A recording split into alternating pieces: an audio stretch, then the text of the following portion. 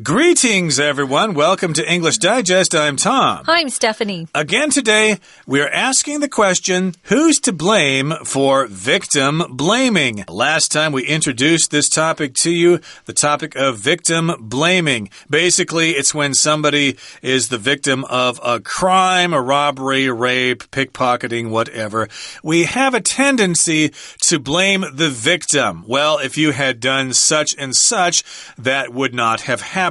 Right. Yeah, I've been there. I don't know, you want to find a reason or you wish that something had been different. I had a roommate who was hurt in a car accident, and I kept thinking, if she just hadn't gone out that early. But things happen, and you just try to stay safe as much as you can and not blame victims. They're already hurting. Some of them are in shock. Some of them have been assaulted. So you need to be sympathetic and show compassion, as we said earlier. Right. Probably a good idea maybe later on after they've settled down to talk about possible preventative measures in the future. But that's not really what they need after they have suffered from some kind of crime. They need sympathy, they need understanding, and they don't need a lecture from somebody. Well, if it were me, I would not have been there in that park at midnight. I would have gone there earlier and would not have taken so much money. But again, you can talk about those things later on when they've settled down, I suppose. Or one of the bad things that often happens to some people, I was glad my mom wasn't like this. If they warned you earlier, maybe a friend told this girl, hey, don't go to the park after 12, it's dangerous. But she goes anyway, and then she gets hurt. And then that friend says, I told you so. That's the worst thing. I told you so. So be careful with that. I loved my mom because sometimes I'd come home from school and something bad had happened and she was so sympathetic.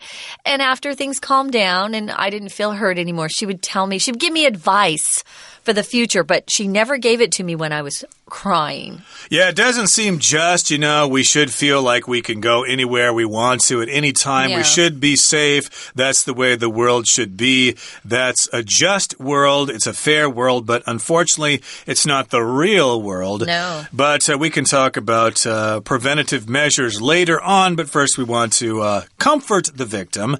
But some people don't do that. They blame the victim. Victim blaming is what this subject is all about. So let's get to it, everybody. Let's read the entire contents of today's lesson, and we'll be right back.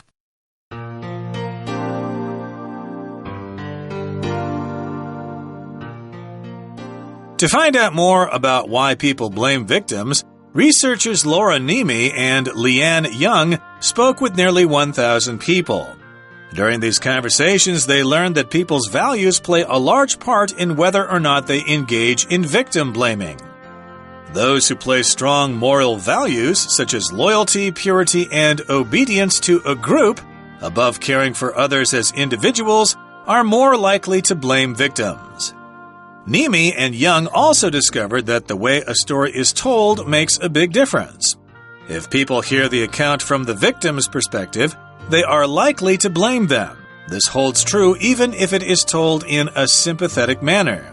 However, if the story focuses on the criminal's actions, they are less likely to blame the victim.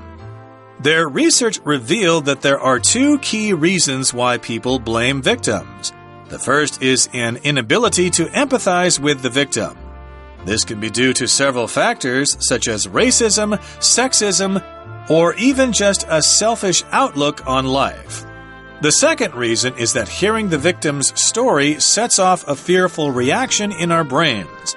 In response, we reassure ourselves by thinking of reasons why this wouldn't have happened to us.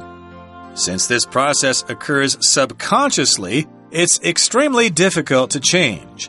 However, this doesn't mean that there is nothing we can do about victim blaming.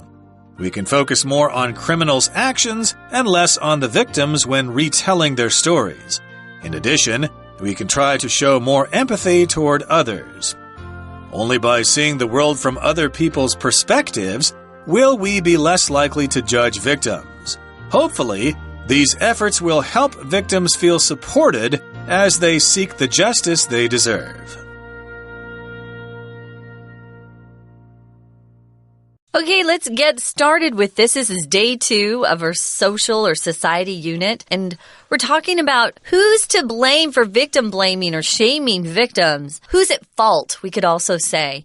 Whose fault is this? Or I know growing up at least, when my mom would come home from shopping or something and something was broken in the house, we would say, it's Steve's fault, it's Steph's fault. So who's at fault? Who's to blame? Similar phrase. So to find out more about why people blame victims, we have a couple of researchers here, both women, who spoke with nearly 1,000 people. That's a good way to get some data. During these conversations, they learned that people's values play a large part in whether or not they engage in victim blaming. These two ladies, how'd you pronounce their names, Tom? Niemi, it could be Niemi, I'm not sure. Laura Niemi and Leanne Young, that's my guess. I did try to find some reference online, but I couldn't find any YouTube videos where they were mentioned. Yeah. You know, with American names, we have people from all over the world, so you never know if it's a name from England or Ireland, or maybe South America, where the pronunciation is different. So just do your best with names. The best thing to do if you don't know how to say a person's name is to ask them how to pronounce their name if they're nearby. Otherwise, just give it a good shot. Now, during these conversations, they learned that people's values are what play a large part in whether or not they do any victim blaming. Your values are the principles and standards that you think are important for your behavior, and these are important values for you throughout your life. And everybody has different values. We have a set of basic values, especially in your own countries. I think Americans have a set of values that we kind of hold on to. I think, different countries have things that they feel are important. If you engage in something, it means you get involved, you're participating. So these people who engage in victim blaming are people who victim blame. They say things. Yeah, to engage in victim blaming, to actually do it, to actually blame people, blame the victim as opposed to blaming the perpetrator or blame the criminal, him or herself. And those who place strong moral values such as loyalty, purity, and obedience to a group above caring for others as individuals are more likely to blame victims. So you have these strong moral values. Moral values are just basically the values you have about life, how to get along with other people, knowing the difference between good and bad, right and wrong, stuff like that. So these are various moral values that you might have. Loyalty, which basically refers to how loyal you are to a group or a person when you actually have a strong feeling of allegiance to a person or a group, that you will support them, you will help them out. If other people in that group are harmed, you will come in and assist. That's loyalty. You will not betray them. Also, purity, being 100% pure, a person with compassion and love for the people in your group and stuff like that, with no contamination, no dirt in there. And also being obedient. Obedience is the noun here, the state of obeying somebody. Whatever the group wants, you're there to say, yes, sir. So this is the group, the people who have strong moral values like loyalty, purity, and obedience, who are found to actually be more likely to blame victims, probably because they feel their own conduct is better than the victims, I guess. So these are the ones who are more likely to say, well, if she'd just done this, or if he'd just done this, that would never happen to me. I'm too good for that. So Niemi and Young, the two women researchers, also discovered that the way a story is told makes a big difference. So it matters how you hear the story. Do you hear about the victim? Or are you concentrated on the criminal's actions? What he did to someone else or what she did to someone else. I think that makes sense. Right. This could refer to actually who you hear the story from or the way in which it's delivered. Like if you're like, oh, I was just robbed. I feel so terrible. I'm so traumatized. Or if you tell the story, I was just walking in the park right now and somebody stuck a knife in my face and took my wallet and ran away. Boy, am I pitiful. That might affect whether or not you blame the victim or not. But I think in this particular case, though, we're talking about whose perspective you hear the story from. So here it says, If people hear the account from the victim's perspective, they're likely to blame them. They're likely to blame the victim. Okay, so if you hear the account from the perspective of the victim. Account here could refer to actually some kind of report that you have in your company about a certain client or something, the Brown account, for example. Right. But in this particular case, though, it's a report or a description of an event or an experience. So your account, what's your account of the event? What did you see? Well, I saw the bus coming and then it kind of jumped off the road and tipped over and fell into the ditch by the side of the road. That's my account. That's my version of the story. That's my perspective. And your perspective is just simply your point of view. Yeah, your point of view. It's funny how the same scene of the accident or whatever, the witnesses will all have different accounts. Their stories are slightly different or sometimes very different from each other. So if people hear the account from the victim's perspective, how the victim saw it happening, they are likely to blame them. This holds true even if it is told in a sympathetic manner. That surprises me. So if you focus on the criminal more, that's when people listening will be less likely to blame the victim. They'll start being angry at the criminal, which is where the blame should go. Yeah, you should be blaming the criminal, indeed. But again, it depends on the perspective. Yeah. Who tells the story and stuff like that.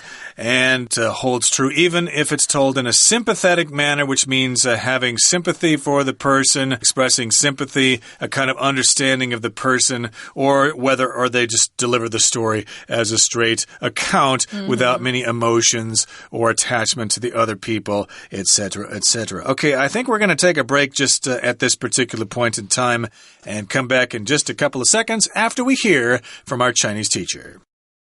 Hello everyone, my name is Tina. 想要了解为什么人们会去责怪受害者这样子的行为呢？有2位研究人员跟1000人来对谈。我们来看一下文章的第2个句子。During these conversations, they learned that people's values play a large part in whether or not they engage in victim blaming. 原来啊，这个中间有个很重要的因素，就是人们的价值观 values， 而后面的片语engage in 也就是代表去从事某个行为的意思。举个例子来说 She has engaged in farming for 20 years 代表着她从事农业已有20年了。而呢，其实人们的价值观扮演着相当重要的角色。后面的句子提到 Those who place strong moral values such as loyalty, purity, and obedience to a group above caring for others as individuals are more likely to blame victims. 这个句子很长，我们要先做几个呢分段的动作。首先我们从 who 开始括号，一直括到 individuals， 这里是用来修饰前面的 those。 这样子的人，怎样的人呢？Are more likely to blame victims. 这样子的人是比较容易去责怪受害者。而后面的 who 引导的形容词子句就来修饰，说明是哪一类的人。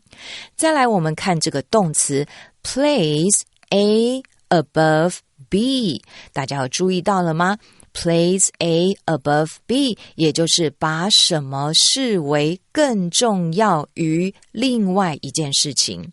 在这里提到的呢是 place strong moral values， 它是把这个比较强烈的价值观看得更重于是 caring for others as individuals， 把这个他人视为个体来照顾的人。所以这样的人有强烈的道德观呢，他就比较容易去责怪受害者。这个句子很长，同学要特别把 who 开始括号括到 individuals， 再来看到 place A above B， 有看重于 A 胜为 B， 这个句子就可以了解它的句意了。接着我们来看到在第一段呢，稍微中间后面的句子提到 If people hear the account from the victim's perspective, they are likely to blame them。还有一种人呢，也会习惯于责怪这个受害者，正是因为呢，他们从受害者的观点From the victim's perspective 来听从他们整个故事的描述，也会比较容易倾向于责怪这些受害的人。Account 在这里当作名词，就有解释跟说明的意思。We're going to take a quick break. Stay tuned. We'll be right back.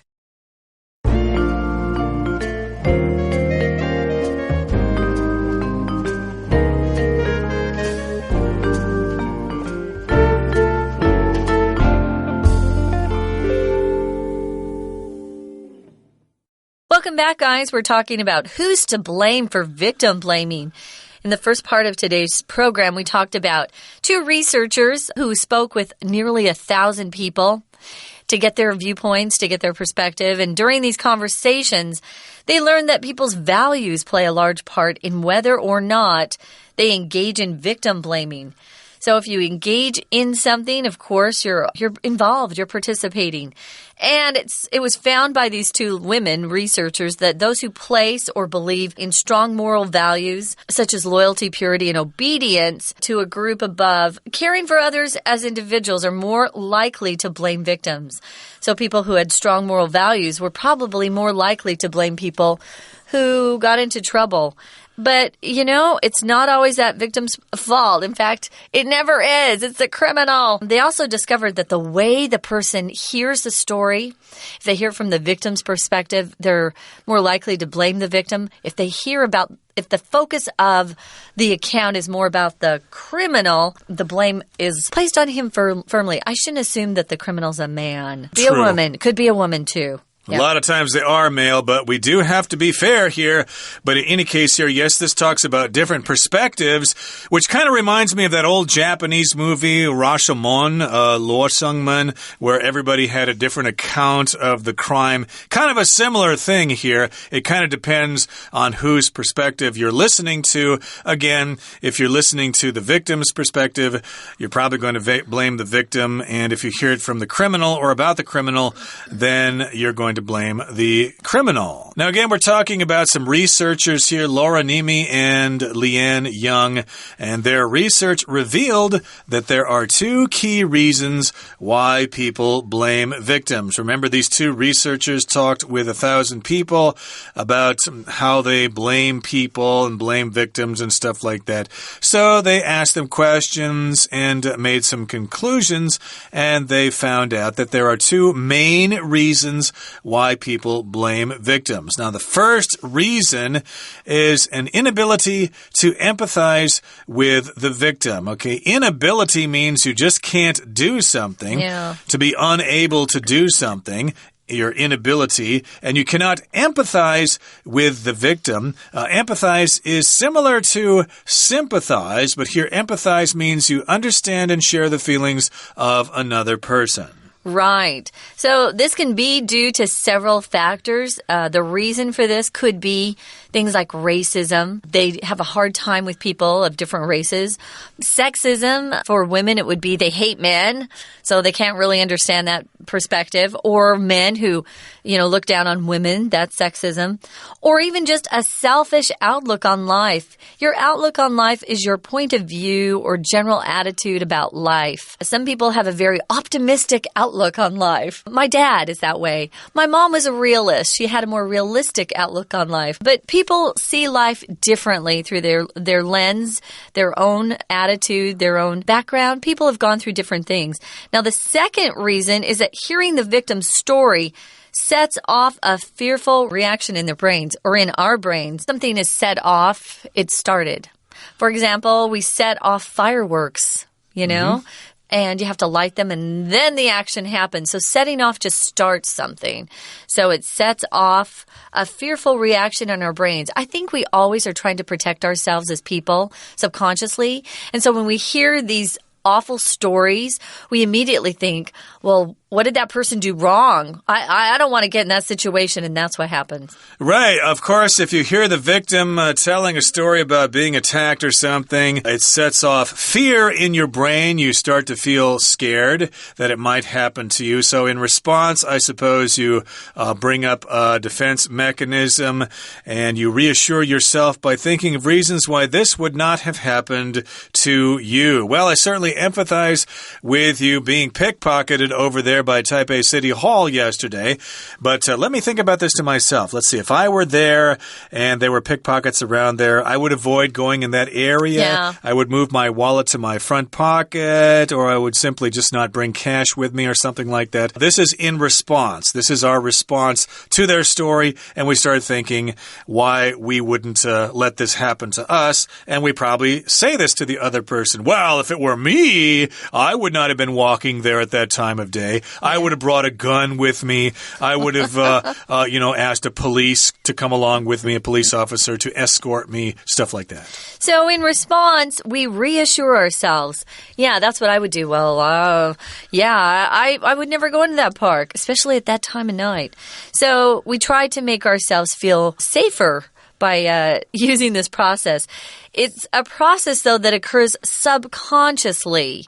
So it's not like you're doing it intentionally. So because of that, it's extremely difficult to change because it's an automatic thing that happens in our brains. Now, however, in the last paragraph, it says this doesn't mean that there is nothing we can do about victim blaming. Is it going to just keep going on and on? I think we're more sensitive to it nowadays. You hear a lot about it. Victim shaming, victim blaming. So at least people are trying it's being discussed openly. So maybe that's a step in the right direction. Right. Focus on the criminal's action. Instead of saying, hey, you should not have been out there at midnight, you can say, well, criminals are out there at midnight and they shouldn't be doing that. Yeah. So we need to prevent criminals from going out at that time of night or something like that. Or we should know where criminals go at that time of night to look for victims and stuff like that. We're focusing on the criminal's actions and not on the victims so much. And we do this when we retell their stories. To retell just means to tell a story again, especially after someone has told us the story, and then we go on and tell it to somebody else. We retell the story. Right.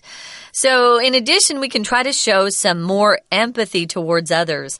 Sympathy is just, if you see someone who's suffering, you just put your arm around them, and you may not have understood exactly how they feel, but, you're trying to comfort them. Empathy means you really do try to understand and share the feelings that they're experiencing. People who show more empathy are great friends, I have to say. So only by seeing the world from other people's perspectives will we be less likely to judge victims. You've got to put yourself in some other person's shoes. Walk in some other person's shoes is what we say.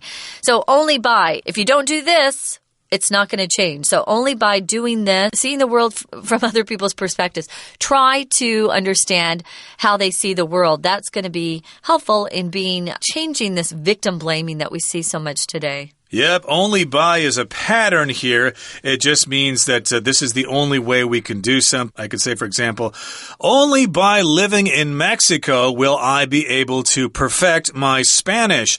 I'm studying here in Taiwan, but I don't really have many opportunities to speak it. So only by going to Mexico will I be able to improve my Spanish, for example. And here in this pattern, only by seeing the world from other people's perspectives, empathizing with them, sympathizing with them, then we'll be able to be less likely to judge those victims, to point the finger at those victims and say, well, you deserved it. It's your own fault. I'm not going to feel sorry for you. Hopefully, these efforts will help victims feel supported as they seek the justice they deserve. If you seek for something, you're looking for something. Seek something. I was reading a book last night and they had written seek for something. Oh. But you honestly don't need seek for, do you? It's just seek something. So seek and then a noun follows. What are they seeking here? Justice. And that usually comes through a court of law where that criminal is arrested and there's a trial to determine whether this person's guilty or innocent. And at that point, if he's convicted or she's convicted, that victim's going to feel like she got or he got justice that they deserve. Yes, I'm seeking justice myself. Someone stole the bike locks off my bicycle when it was parked next to Da-an Park. Oh. I want justice. I want to find the person who stole my bike lights. But what the heck, they only cost me $200 or $300 NT. No big sweat. Next time, I won't leave them on the bike like that. Oh, really? I didn't know you could They just can grab be removed quite easily. Oh. Be careful, everybody. Don't let people steal those bike lights. People steal them all the time. Okay, Really? That brings us to the end of our discussion for today. And thank you for joining us. And we're going to say goodbye in a couple of seconds. But first, here comes our Chinese teacher. 接着我们来看到呢，第二段在这里叙述的是有2个关键的原因 Two key reasons why people blame victims 为什么我们会去责怪受害者。第二个句子提到 The first is an inability to empathize with the victim 第一个原因呢是因为我们没有办法去 empathize 去同理这个受害者还记得它的名词 empathy 也就是有同理心的意思我们常常学到的是 be able to 在这里是inability to do something 也就是无法或无能去做后面的事情第二个原因是什么呢在这里提到的是 The second reason is that hearing the victim's story sets off a fearful reaction in our brains 其实呢当我们听到这个受害者的故事它就会引发触动set off 在我们大脑里面的一种恐惧的反应这也就是2个为什么我们会去责怪受害者的关键因素回到 set off 这个片语呢它有这个引发触动的意思举个例子来说这个炸弹稍一触动就会爆炸我们就可以说 The bomb could be set off by the slightest touch 接着我们来看到最后一段我们要怎么样不会继续这种责怪受害者的行为呢在最后一段的第二个句子提到 We can focus more on criminals' actions and less on the victims when retelling their stories 在这里同学们注意到 more on 还有 less on 就是我们呢在集中的焦点要比较多看到的是 criminals actions 罪犯的行为上比较少 less on 在这个呢受害者的身上当听他们重述故事的时候再来后面的句子提到 Only by seeing the world from other people's perspectives will we be less likely to judge victims 只有在我们呢借由别人的观点来看世界的时候我们才比较不会评判受害者在这里要特别提醒同学 only by 后面加上 VING 放在句首的话呢后面的句子要倒装有没有注意到这一句的主词 we 前面呢多了一个 will we be less likely to judge victims 我们就比较不会去评判这些受害者了 OK 以上就是今天的课文讲解谢谢收听That's all for today, everybody. Thank you for joining us, and please join us again next time for another edition of our program. From all of us here at English Digest, I'm Tom. I'm Stephanie. Bye. See ya.